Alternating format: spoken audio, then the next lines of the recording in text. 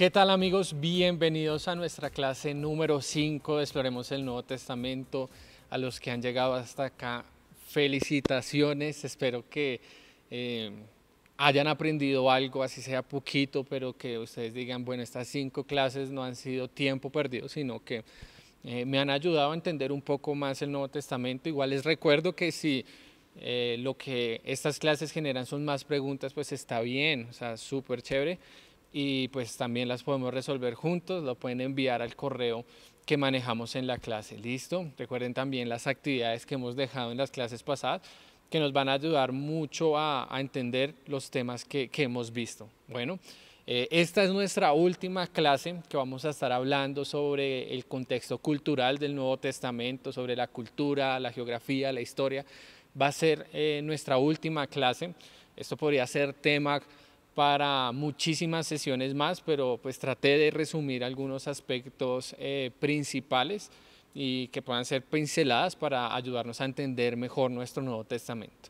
La clase de hoy va a ser específicamente para que nosotros podamos hacer como un glosario de datos importantes sobre algunos grupos religiosos, políticos o sobre algunos personajes que aparecen en nuestro Nuevo Testamento y que de pronto no entendemos muy bien esas figuras. Entonces vamos a hablar de ellas para que en el momento en que ustedes lean el Evangelio, que ustedes lean el libro de los Hechos y encuentren, no sé, que saduceos, que fariseos, que sumo sacerdote, que la sinagoga, bueno, todos esos temas ustedes puedan tener un glosario ahí.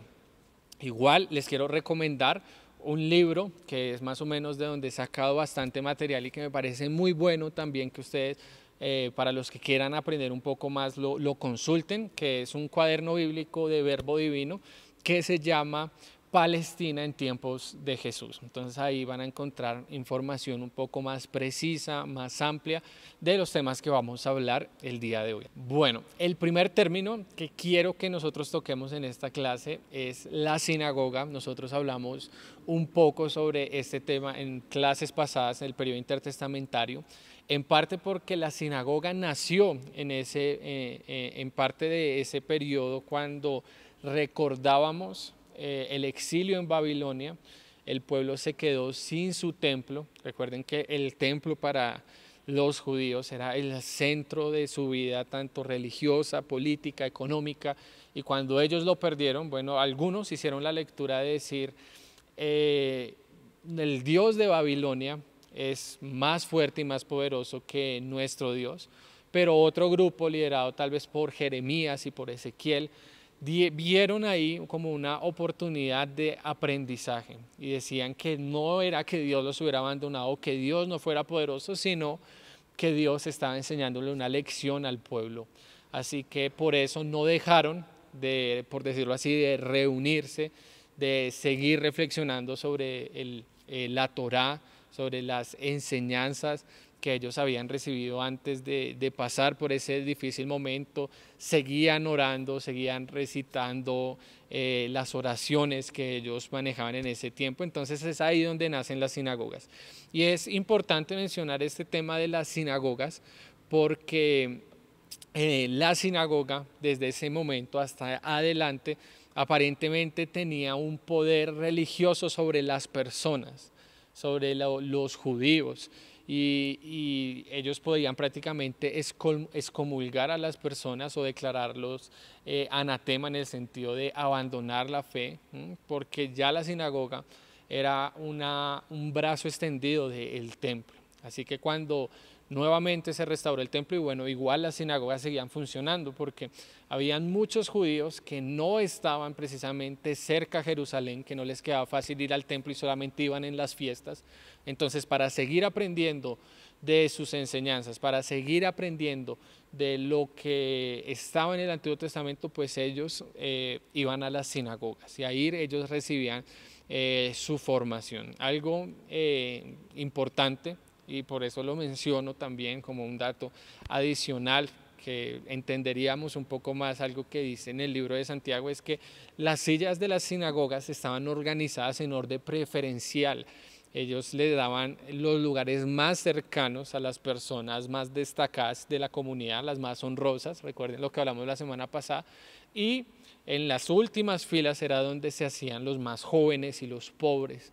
Entonces, esa era más o menos la dinámica que había en las sinagogas y que debemos entender cuando vemos que Jesús iba a una sinagoga, que Pablo iba a las sinagogas, y entender que es diferente al templo, ¿listo?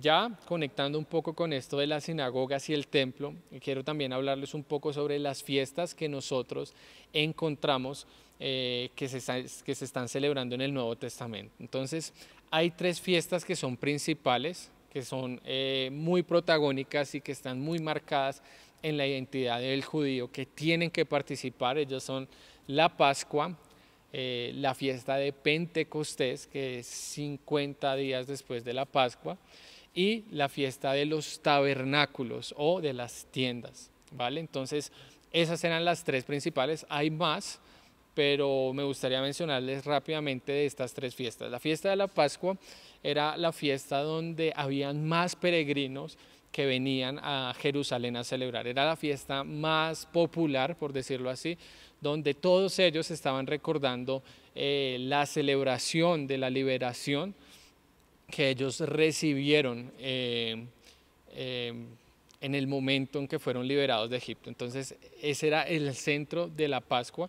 Obviamente luego tomó un tinte también hacia celebrar la creación de Dios, la realización de las promesas de Dios sobre Abraham, la liberación de Egipto y la futura liberación que ellos estaban esperando del Mesías. Eso lo vamos a hablar más adelante, pero todo eso estaba en el centro de esa celebración y por eso era tan importante. Las celebraciones allá eran, diríamos acá, como se debe, era toda una semana entera celebrando. Entonces, esto también como un dato adicional. Entonces, la Pascua era la fiesta central. Así que cuando lean en los evangelios que estaban en el momento de Pascua, bueno, entiendan que era un momento donde había muchísima gente en Jerusalén, habían muchísimos peregrinos que iban allá a celebrar este momento tan importante para su fe. También estaba la fiesta de Pentecostés, como les dije, eran 50 días después de la Pascua. Y en esta celebración podríamos decir que empezó a tomar mucha fuerza la celebración de los juramentos que ellos recibieron de Dios, por ejemplo, el juramento o la alianza que hay en el monte Sinaí, donde están pues los 10 mandamientos y también donde pues se empieza a celebrar como la renovación de la alianza y que precisamente esa es su conexión con Hechos capítulo 2, que en el momento en que se estaba celebrando Pentecostés, bueno, descendió el Espíritu Santo sobre las personas. Entonces ahí están estas fiestas, pueden y necesitan realmente como más datos, pero esto es para que las conozcamos. Sí, está la fiesta de las tiendas, o como yo se los mencioné ahorita, de los tabernáculos. Esta fiesta señalaba a las personas y les recordaba que ellos vivieron mucho tiempo en tiendas de campaña cuando estaban también en ese proceso de la liberación de Egipto, así que eso lo recordaban ellos. Incluso en el momento de esa fiesta algunos salían y no vivían donde estaban, sino que por una semana vivían dentro de tiendas fuera de la casa. Era una forma de celebrar y de conmemorar esos eventos del pasado. Entonces eso es importante porque eso es parte de la identidad de los judíos, las celebraciones, las fiestas, el recordar de que ellos eran el pueblo que fue liberado, el pueblo con el que Dios hizo un pacto, el pueblo con el que habitaron en tiendas de campaña con Dios y sobre todo que eso apuntaba a que eran el pueblo que pronto iba a ser liberado de los romanos a causa del Mesías que iba a venir. Entonces eso era lo que estaba ahí. Hay más fiestas, una de esas también era el Yom Kippur, que era súper importante también esta no era tanto una fiesta de regocijo, sino más de tristeza, de ayuno. Era donde se le pedía a Dios que borrase todas las faltas del pueblo, y era a la vez donde el sumo sacerdote tenía que presidir toda la liturgia, todo lo que iba a pasar, y era en el único momento en el que él entraba al lugar santísimo. Entonces, si él era impuro, no podía entrar al lugar santísimo, y para evitarlo, una semana antes de la celebración del Yom Kippur, bueno, a él lo aislaban de todo, para así, lo mantenían encerrado para así cerciorarse de que, bueno, él sí se mantuviera puro para hacer este acto del Yom Kippur. Bueno, otra cosa muy importante en este tema de las celebraciones y las fiestas es algo que va muy pegado ahí, es el sábado, porque el sábado en el Antiguo Testamento era muy importante, y en el Nuevo Testamento nos vamos a dar cuenta que hace parte de las discusiones que tiene Jesús con algunos de los fariseos, y es en el sentido de que el sábado tenía un valor religioso, primero porque tenía el recuerdo de la creación donde Dios descansó, de ese descanso que es necesario para todos los hombres, y era muy importante para ellos, era un mandamiento supremamente importante. Para nosotros ya no tanto, somos activistas y hacemos todo el tiempo actividad y no tomamos el tiempo para descansar, pero es importante.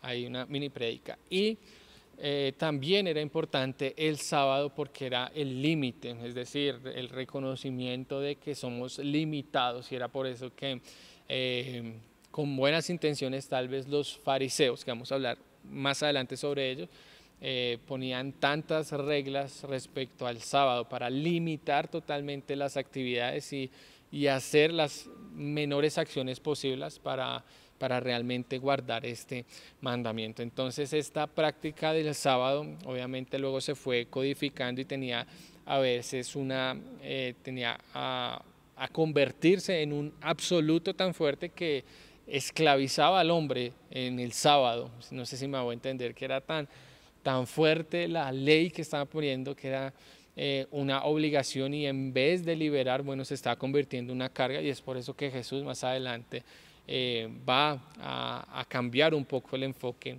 de la concepción que tenían del sábado. Pero entonces el sábado era un momento muy importante para ellos, donde no se podía hacer nada, y que ni siquiera querían que se hicieran milagros o buenos actos en un sábado. Ya hablando del sábado y todo lo que hemos hablado anteriormente, bueno, voy a hablar de algunos personajes importantes del Nuevo Testamento. Quiero iniciar con el sumo sacerdote.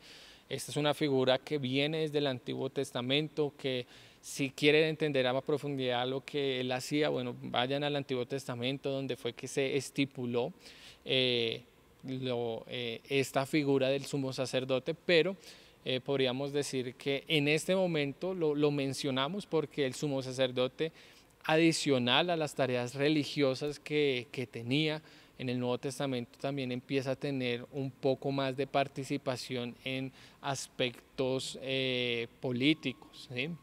Entonces, esto sucede porque después de que vino el exilio, ya en Israel no hay reyes, ¿sí? Entonces, como no hay reyes, el sumo sacerdote se convierte como en esa piedra angular para la sociedad, no solamente en lo religioso, sino reemplazando al rey en lo político. Entonces era esa figura. ¿Y por qué lo político? Porque él presidía oficialmente el Sanedrín. Ahora, ¿qué es el Sanedrín? Es algo que suena como muy extraño. Pero el Sanedrín, tal vez lo van a encontrar en algunos pasajes, o es importante para entender algunas historias, era por decirlo así, una asamblea que consistía en 71 miembros. Para que hubiera quórum necesitaban que hubieran 23, y era una asamblea que se reunía 2 veces a la semana para discutir aspectos religiosos inicialmente, pero como les mencioné, durante el Imperio Romano, de la gobernación romana, también se sentaban a definir aspectos legales y políticos. El presidente del Sanedrín era el sumo sacerdote, los miembros eran tal vez algunos sumos sacerdotes del pasado, o eran sacerdotes que eran principales, pues sacerdotes muy importantes, y dentro de ellos pues habían saduceos, fariseos y habían algunos sabios o ancianos de Israel. Ese era el grupo que había en el Sanedrín. No sabemos muy bien cómo era que reclutaban a las personas, pero parece ser que era como autopropagante, es decir, entre un círculo muy cerrado, porque era una membresía muy cerrada. Entonces, no sabemos a calidad, pero sabemos que era algo más cerrado, ¿listo? Y importante recordar del Sanedrín, pues que ellos juzgaban y establecían doctrina. Ellos fijaban, por ejemplo, el calendario litúrgico y controlaban los aspectos religiosos de los judíos, pero adicional, como funcionarios del Imperio Romano, ellos también controlaban la policía y ejercían el poder de castigar civilmente a una persona que haya incumplido con sus impuestos o haya también incumplido con la ley que ellos guardan. Entonces, ese era el Sanedrín, ese era lo que estaba en ese momento, por decirlo así, como élite religiosa en los tiempos de Jesús. Ya les mencioné que habían sacerdotes en el Sanedrín y estos sacerdotes también eran muy importantes en el tiempo de Jesús. Habían más de 7000 sacerdotes en ese momento y la consagración de ellos era ofrecer los sacrificios en el templo, solo que pues 7000, más de 7000 sacerdotes era demasiado. Entonces normalmente ellos estaban divididos por 24 clases o grupos que iban en diferentes semanas para realizar actividades en el templo y atender necesidades habituales del culto.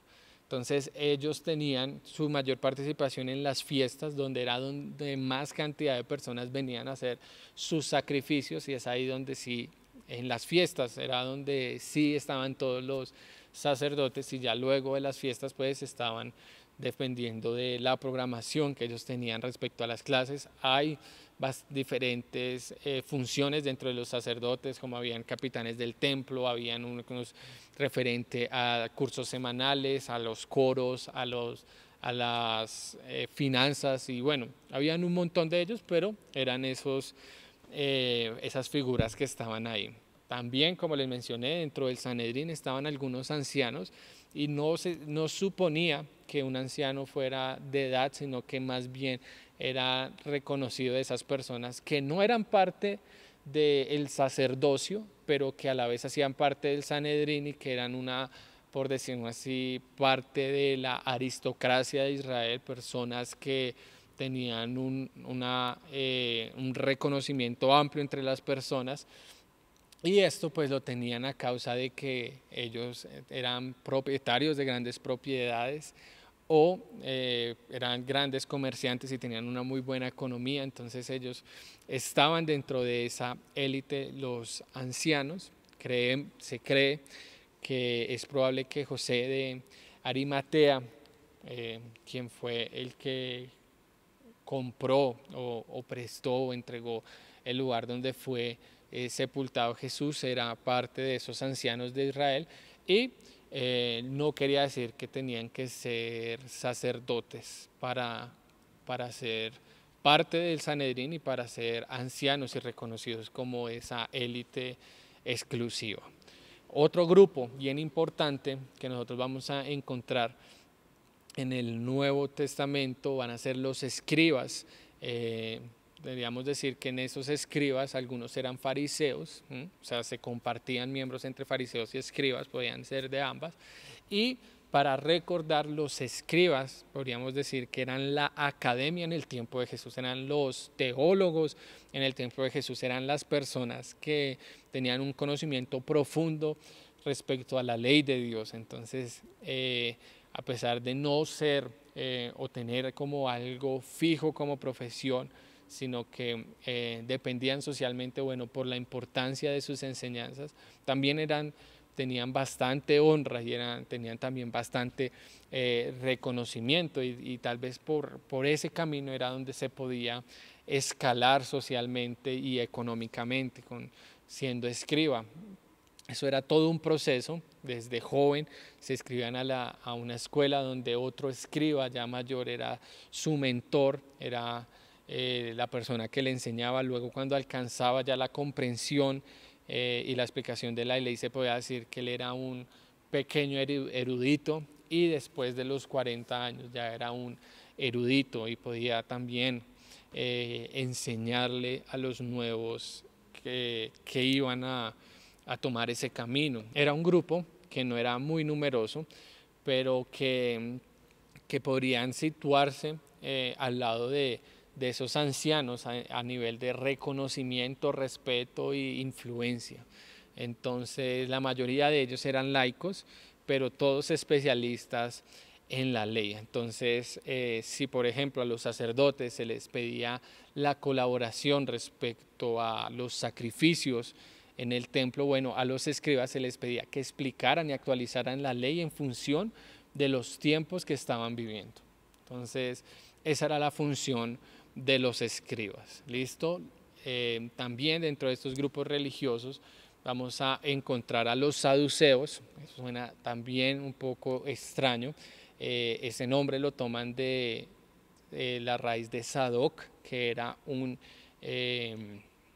sacerdote del rey David. Y es importante saber de los saduceos. Primero, tenían una distancia bastante marcada con los fariseos en su forma de vivir y pensar.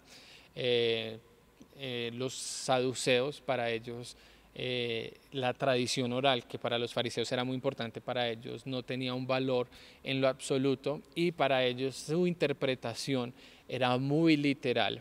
Entonces, a raíz de eso, ellos rechazaban la resurrección y vida después de la muerte. Eso lo van a ver en uno de los enfrentamientos que tienen con Jesús, en eso del desafío-respuesta. Eran benévolos con el helenismo, o sea, veían con buenos ojos esa influencia que había venido del helenismo y que estaba presente en ese momento. Y algo que era muy característico es que la fe de los saduceos estaba muy apegada al Pentateuco, pero solo a él. Ellos sospechaban bastante de los libros proféticos y prescindían de los escritos porque ellos consideraban que eran una herejía que se había incluido por el contacto que habían tenido en aquel entonces el pueblo con otras corrientes de pensamiento. Ahora, del otro lado están los fariseos, también muy protagónicos en el Nuevo Testamento. Ellos eran un grupo que postulaban, o que para ellos era muy importante la ley escrita, pero también era muy importante la tradición oral respecto al Pentateuco, respecto a la Torá. Ellos eran fundamentalmente legalistas respecto a su interpretación de la Biblia, y tenían una preocupación muy grande, eso podríamos decir que era muy característico de ellos, respecto a la pureza con los elementos céntricos de las personas y del grupo. Entonces, si podríamos enmarcar de los fariseos, es que ellos eran muy estrictos con el cumplimiento de la ley, pero adicional tenían un amor y un respeto muy similar al que tenían de la ley escrita hacia la ley oral, que no era muy común en el Nuevo Testamento. Y adicional eran muy enfáticos respecto a la pureza ritual, a la pureza en todos los sentidos. Entonces, es por eso que vamos a encontrar varios choques de los fariseos con Jesús, por diferentes formas de interpretar. Por ejemplo, cuando Jesús tocaba a un leproso, para ellos estaban viendo que había solamente contaminación, impureza, pero lo que estaba haciendo Jesús era purificando a las personas. Entonces, ahí como un pequeño ejemplo de las diferencias que había entre los fariseos. Sin embargo, en el tiempo de Jesús, los fariseos estaban considerados en un muy alta estima, y por eso incluso Jesús, cuando habla bastante largo respecto a la vida y a las prácticas de los fariseos, reconoce que sus enseñanzas manejan unos asuntos de valor, pero ya él se alejaba más respecto a sus prácticas y un poco a la hipocresía que se veía en ellos. Entonces, esos son los fariseos y nos vamos a encontrar mucho respecto a la vida de Jesús, hacia lo que realizó Jesús, pero también respecto a la iglesia naciente cuando viene este tema sobre la circuncisión. Pero eso lo tocaremos más adelante si nos queda tiempo. Hay otro grupo que es importante mencionar que son los esenios. De ellos tenemos mucha más información por unos descubrimientos que podríamos llamar recientes de los documentos de Qumran, donde vemos bastantes prácticas sobre este grupo que era bastante, llamémoslo así, ascético, y era un grupo que estaba apartado de la sociedad y que tenían una interpretación de la Biblia muy apocalíptica, es decir, ya los tiempos están por cumplirse, entonces nosotros nos alejamos a orar, a la piedad, a negarnos a los placeres de este mundo, a renunciar a las riquezas, y tenían en una alta estima toda la vida muy pacífica y la vida muy centrada en la oración y como en la desconexión con los paganos, con lo que no era de Dios. Entonces esa era su forma de interpretar, desconectarse de lo que los pudiera contaminar, de los paganos, de los imperios, etcétera, y porque tenían una interpretación de que estaba pronto a llegar Jesús, o no pronto a llegar Jesús, sino pronto a llegar el Mesías, ¿sí? Que esa era la expectativa que tenían todos los judíos en el momento, cuándo iba a llegar el Mesías. Y referente a eso, pues está otro grupo bien importante, que eran los celotes o los sicarí. Era un grupo que el historiador Josefo llamaba la cuarta filosofía, porque las primeras tres eran los fariseos, saduceos, los esenios, y estos eran reconocidos por ser asesinos políticos que mataban a las personas, que eran violentas, que prácticamente fueron la facción más violenta del judaísmo, y incluso algunos historiadores los consideran a ellos como los primeros grupos terroristas. ¿Cuál era su objetivo? Bueno, el objetivo de ellos era un pueblo judío independiente, es decir, que estaban totalmente opuestos al imperio romano, algo que no estaba sucediendo con los saduceos y que en los fariseos tal vez estaba un rechazo muy pasivo. Bueno, ellos eran muy activos al punto de que mediante la lucha violenta querían alcanzar esa independencia, y ellos eran, a pesar de ser violentos, eran personas demasiado devotas hacia su confianza en Dios, hacia las instituciones de Dios, que era el templo y que era la ley, y por eso ellos querían, a raíz de lo que encontraban en ellas, hacer una limpieza de los impíos, cero conexión con todos los impíos, porque estaban dañando y contaminando al pueblo de Dios. Entonces ellos actuaban de esa manera violenta por convicción también de que entre más ellos actuaban de esa manera, más rápido iba a llegar el Mesías prometido. Entonces, por eso su forma de actuar, de los celotes, de los sicarí.